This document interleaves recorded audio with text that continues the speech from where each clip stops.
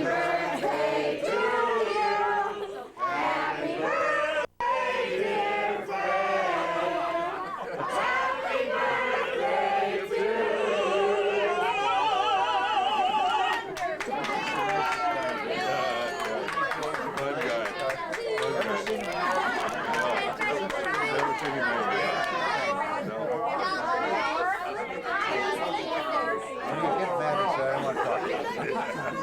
Are you? Are you surprised? Sure. Did you know? Happy birthday. A lot of emotion from Fred, right?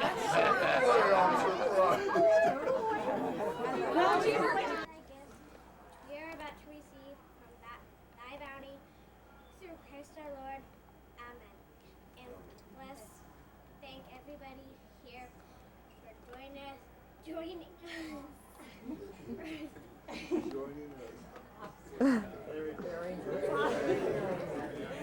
6 years old, and we had this dog by the name of Prince.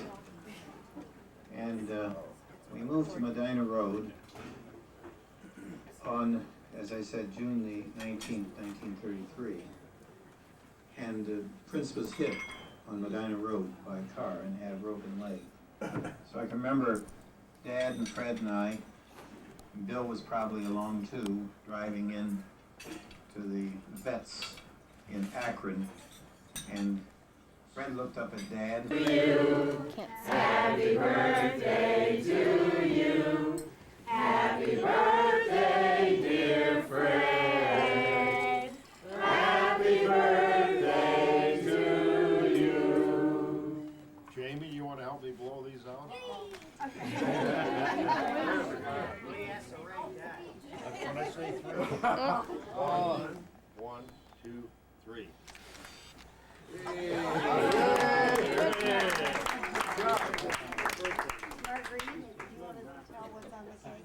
Oh, it says 70 years of Fred on the That's a tough act to follow. Well, we'll keep going while they're cutting. This, Daddy, this is from Mary Alice, Daddy's cousin Mary Alice, sister of the Jim of the cop car we just heard. Right. Mary Alice is in Scarsdale. Dear Fred, with best wishes and laughing memories of our childhood, also with grateful thanks for your care of my kids as they broke down going from Granville to New York. I wish I could. Yeah, I wish I could see you. You do make me laugh. You had my mother in giggles at Daddy's funeral. You never change, and I hope you won't for the next 70 years. With love, Mary Alice and all the you-getters. Hey. Okay, now, I hope I read this one correctly. This was from Dorothy, his other sister. But they're all, okay. Then on the gentler side, he painted his car with a powder puff, the latest craze at the time. I thought he would never finish, and I got so sick of that pea green color. She says, I was really for health and happiness to you all, especially to Fred, the birthday boy. One last note, look out there. She says. Do you know what that? Did your dad say that? Look out there. I don't know if I got it right.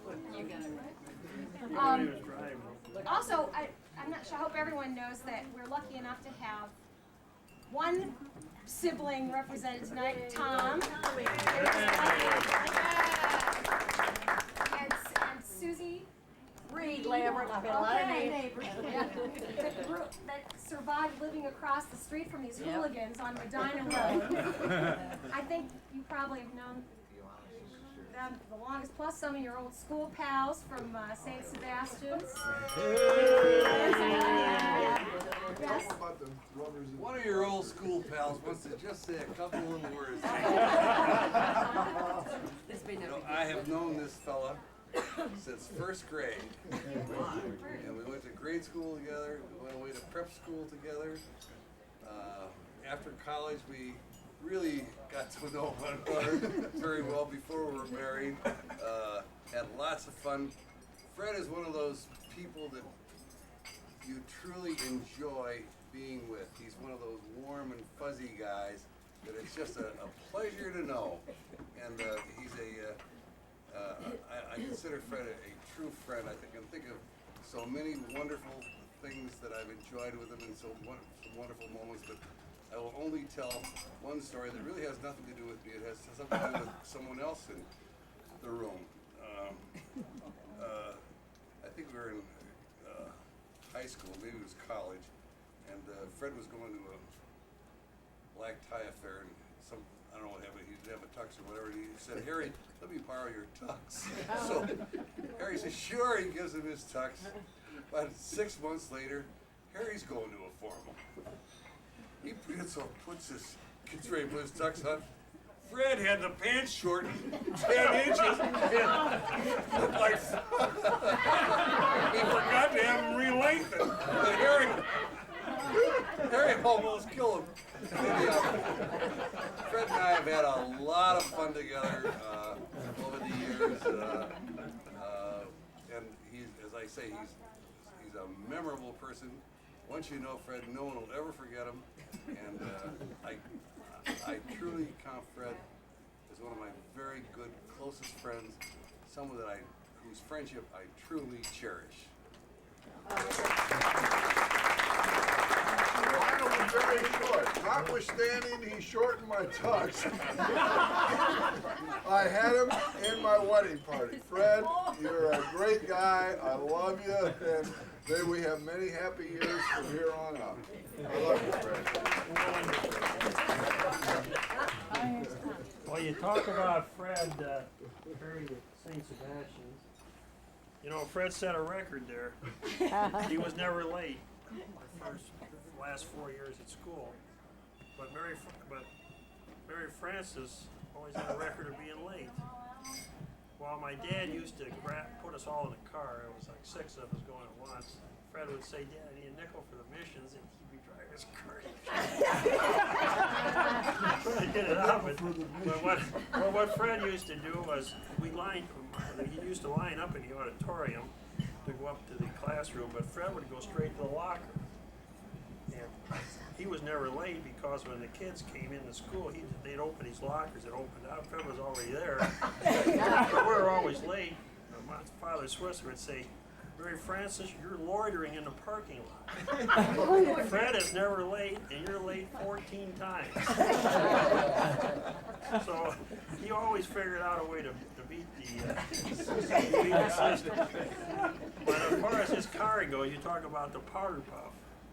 Fred and I went to a game. He just got a service when he painted that car with his powder puff. It took him a long time. It was like a 46 Chevy. We went up to Greece. 37 was a 39. Yeah, 39. This was in about 45 during the war. We went to this game. We were going up to Cleveland Stadium. It was League Park. We thought it was before the interstates. You go up 176 through the west side. Fred stopped to get some gas, and we went to get some pop. Pretty soon, this guy says, "Hey, that car is drifting across the street." Oh no! Furniture stores with big plate glass windows. This guy says, "Oh no, this car made a turn right down an alley." This guy jumped in and grabbed the emergency brake, pulled it right out of the socket. Didn't even. So he came back and says, "Your car missed everything. Here's your emergency brake." But he always managed to come out of these situations. You know, what my dad always said, Fred, he had a few car accidents, but he always, never had any problem, always survived. Good.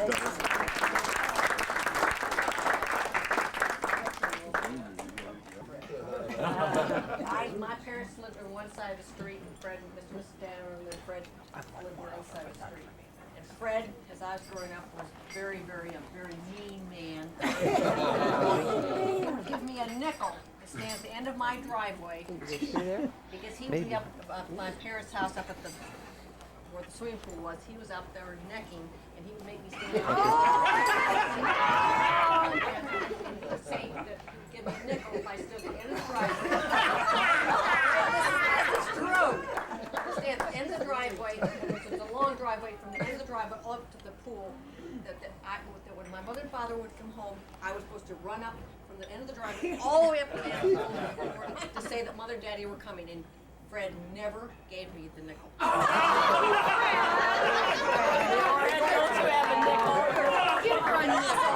My brother also is up there necking.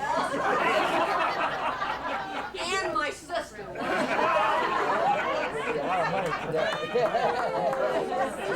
That's a true story. You're more than a nickel. He went to Copley High School, and they played tournaments in Waynesburg, Ohio, Dalton, wherever it was. Fred always went to these games. One time they went up to Kent State. Copley was playing in the finals to go to Columbus. Were you at that game? And my mother was like was 50 or late 40s, but there was no tickets. But Fred and his brother went in through a window, in the Kent State gym. They got in through the window.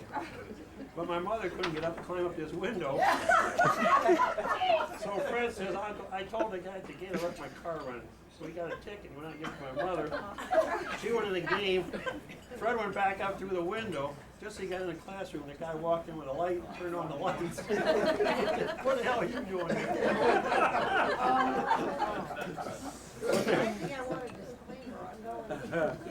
That's right. But he saw, I remember, you went to more tournament games all over the state. Oh, yeah. Back then, Copley used to be in these, they play in these small towns. Fred was always there. I think Billy takes after him. He likes ball. Yeah. I had the great honor in moving to Akron in 1966 to be a neighbor of the Dannemillers when the children were all preteens, different ages, and Fred had one of his early Cadillacs, of which he had great pride. Every evening, Fred would take the family out for a ride if they came to the car at a certain designated time. I bring this to mind because I am reading about Fred Dannemiller in the Ohio Commodores, which is an honorary association of business people.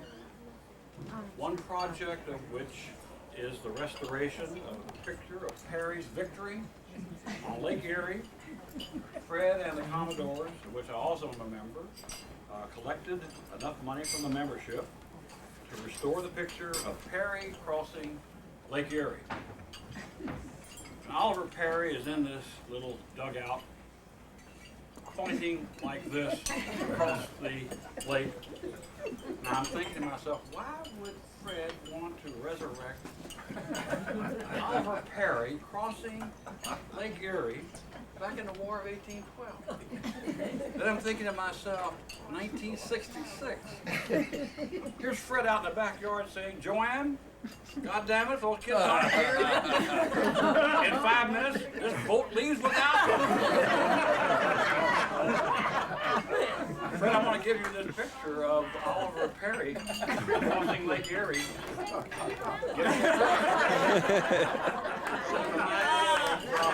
Great neighbor with whom we had great relations. Fred at that time had about 4 children. I had about 4 dogs, and we all got along very, very well. A very happy cohabitation. And we were honored to know the Dannemillers early on, but Fred has risen to great heights in terms of community service and now statewide service with the Ohio Commodores, and Oliver Perry and a lot of us owe you a great deal.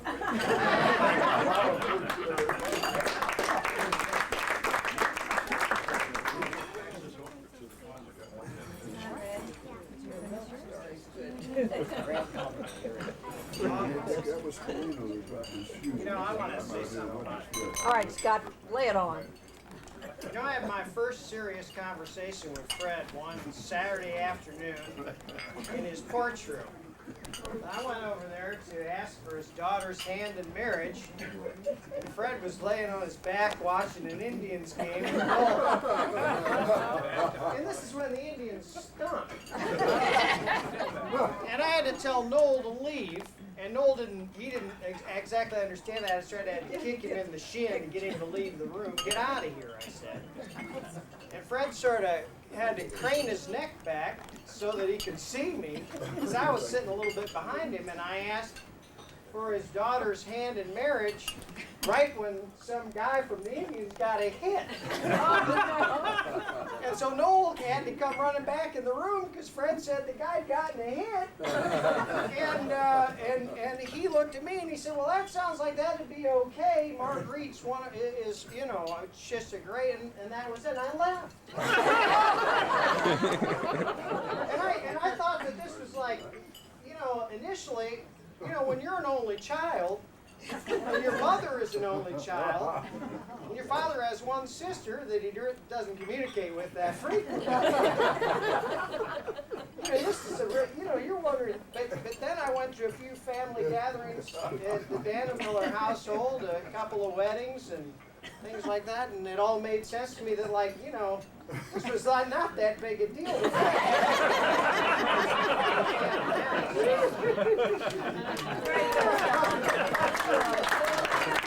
In there, and I didn't know that he was eavesdropping on me.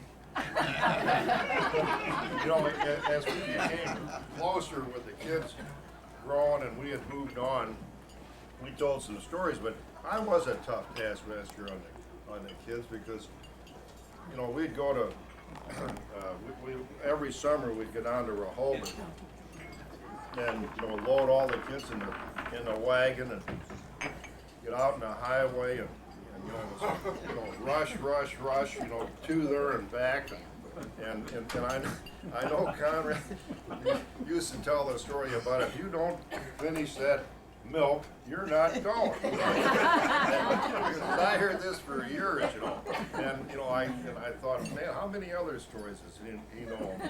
So I think he was very generous to me. As far as Scott, I think I told Scott one thing. I says, I like Scott. I think.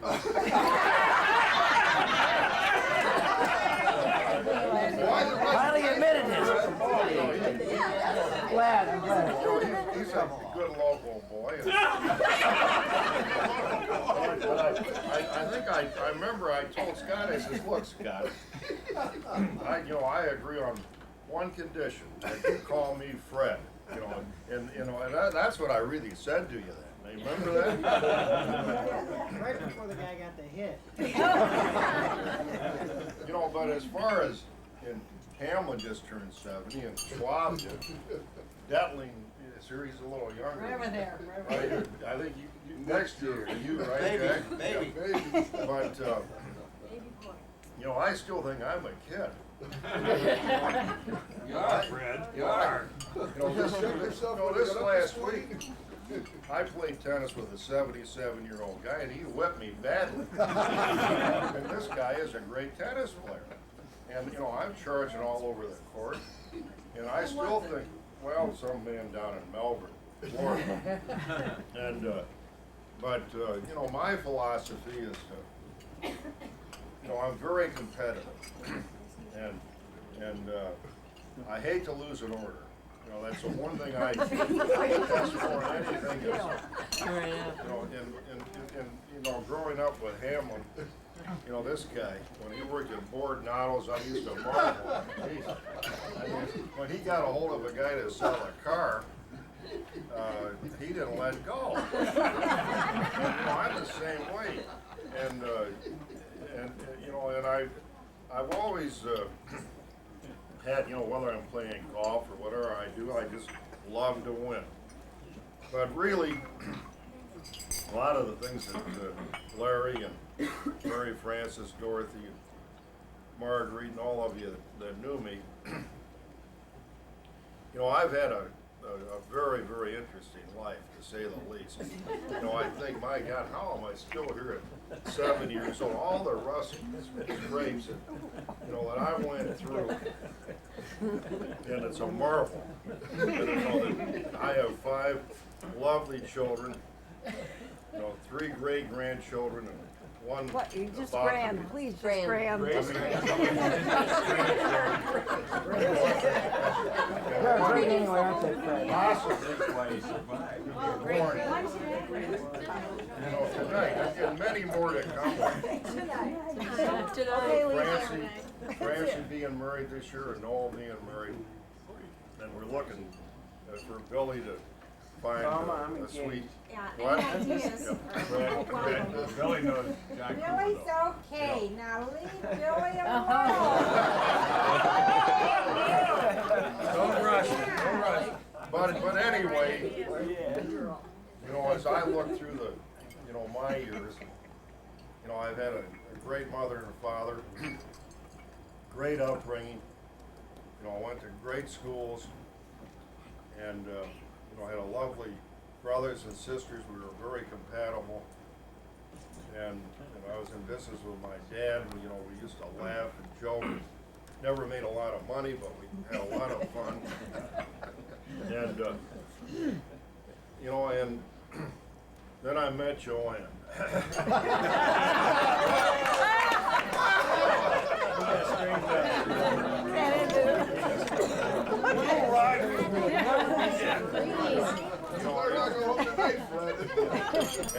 And you know, I was taught by the nun, and I thought, my God, I married one.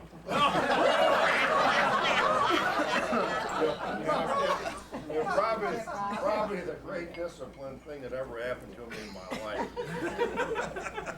Because I can't get away with a damn thing. You know, I think back when I was running with Rod Stout and Coltman and Teddy Pedler,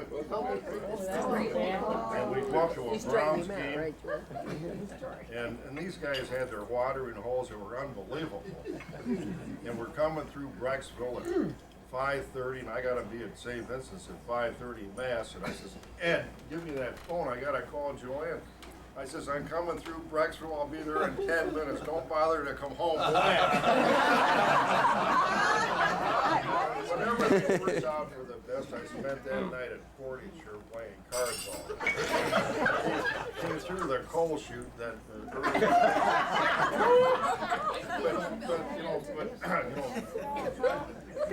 you know, all in all, you know, it's worked out great. All in all.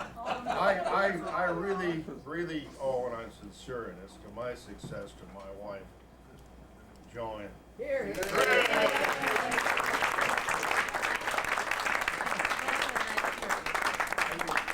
A tough task. As she should be, Fred. Maybe she needs to be. But we have accomplished a lot, and as I say, I'm 70 years old, but my God, our life has started. I mean, you know, we have so much to live for, and we have such a wonderful family business going, and I'm very active in, as Conrad said, the Ohio Commodores. In fact, I was with Voinovich yesterday, and he's saying, Freddie, I'd like you to do this. You know, I feel like this is great. You know, this guy finally recognized me. I said, I run for office. You know, but we're just having a lot of fun. It's a wonderful life, and we spend a lot of time up here. We're a lot of time in Florida, and the Albrechts are right down the road from us, and we get together, and the Drennans have been by, and the Baileys have been by, and the Lobs are coming by, and any of you, if you get in Melbourne, we're in the phone book, and come call on us, because in Florida, so one funny thing about Florida, everyone loves to visit one another. You know, up here we're kind of, we're living our own lives and so forth, but in Florida it's a different lifestyle. You know, people want you to come see them, like the Hamlins, and we have a great. Write your own damn business.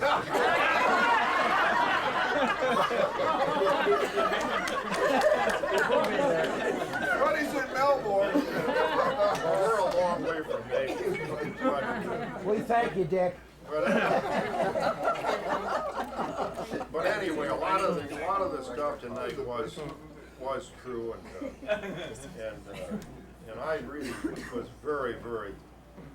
I didn't believe that I'd walk into this tonight. I really didn't. I really thought that, because I talked to Joanne, I says, we'll have the kids and Tom and Evelyn, and just have a nice, quiet dinner. And when I walked in here tonight, I mean, I really was flabbergasted. And I appreciate you all to come and honor me, and